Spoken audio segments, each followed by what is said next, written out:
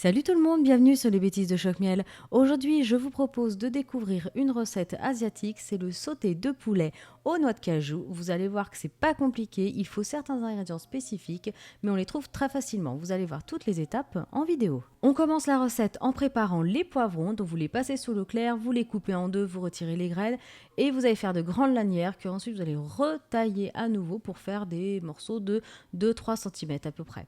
Ensuite, on prend l'oignon, vous le coupez en deux et pareil, vous faites des gros morceaux, vous le coupez vraiment grossièrement. Vous réservez tout ça. Ensuite, on va s'occuper du poulet. Donc, moi, j'ai pris des escalopes de poulet fermier. Vous pouvez prendre des blanches, des jaunes, vraiment ce que vous voulez. Vous pouvez même utiliser, si vous voulez, des hauts de cuisse, un autre morceau de poulet. Donc, vous le découpez, pareil, en morceaux de 2-3 cm. Comme ça, c'est coordonné avec les poivrons. Vous le découpez donc, vous le réservez. Ensuite, vous allez prendre une grande sauteuse ou une grande poêle et sur un feu moyen vif, vous ajoutez l'huile végétale et là, vous allez faire dorer vos noix de cajou pendant 2-3 minutes. Donc attention parce que ça va très très vite. Alors je précise, les noix de cajou, c'est nature, donc pas grillées et pas salées, c'est vraiment important. Donc quand elles sont prêtes, quand elles sont dorées, vous allez les retirer de la sauteuse. Éventuellement, vous ajoutez à nouveau un petit peu d'huile végétale et là, vous allez ajouter l'oignon. Vous allez faire cuire l'oignon sur un feu moyen vif pendant 2-3 minutes. Ensuite, on va ajouter les morceaux de poivron qu'on a préparés tout à l'heure. Vous remélangez bien la préparation.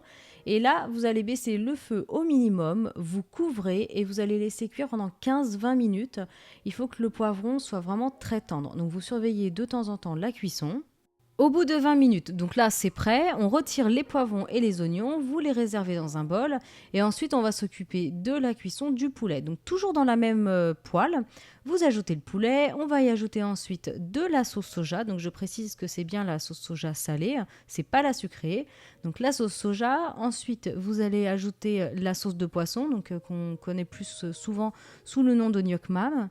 Ensuite, on va y ajouter la sauce d'huître. Alors, ces trois sauces-là, vous les trouvez très facilement dans les quartiers chinois, bien sûr, mais aussi dans les supermarchés. J'en ai vu sous différentes marques, donc c'est très facile à trouver. Vous allez pouvoir aussi faire cette recette. Alors ensuite, on ajoute un petit peu d'eau, on mélange bien la préparation avec le poulet et ensuite on va ajouter de l'ail. Donc soit vous le réduisez en pulpe avec le presse-ail, soit vous le coupez en petits morceaux et vous remélangez.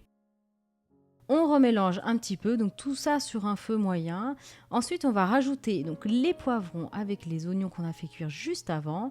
Ensuite, on va y ajouter les noix de cajou qu'on a fait griller dans l'huile végétale. Vous remélangez à nouveau votre plat et là, vous allez couvrir pour à peu près 5 minutes, mais sur un feu très très doux. Alors, pour accompagner ce poulet sauté aux noix de cajou, bien sûr, on le sert avec du riz. Alors, si vous pouvez, si vous avez l'appareil, donc le fameux rice cooker, comme ça vous fait un riz cuit un petit peu collant, comme dans les restaurants chinois. Et voilà, donc du coup, ça vous donne un riz un peu différent et ça fait son effet. C'est super bon. En tout cas, voilà. Donc, recette vraiment très facile. Il n'y a pas beaucoup d'ingrédients. Comme dans des recettes que j'ai déjà fait, on utilise la sauce d'huître, le gnoc man ou la sauce soja salée. Mais une fois que vous avez ces sauces, voilà, vous pouvez faire vraiment plein de recettes avec. Et en plus, ça se conserve au frais pendant plusieurs mois. Donc, il n'y a pas d'excuse. En attendant, je vous souhaite un très bon appétit. N'hésitez pas à faire cette recette, à poster vos photos sur Facebook. Je compte sur vous. N'hésitez pas aussi à me suivre sur Twitter en cherchant Choc-Miel Cooking. N'hésitez pas à liker, à commenter, à vous abonner à ma chaîne et à partager mes vidéos. Je vous dis à bientôt.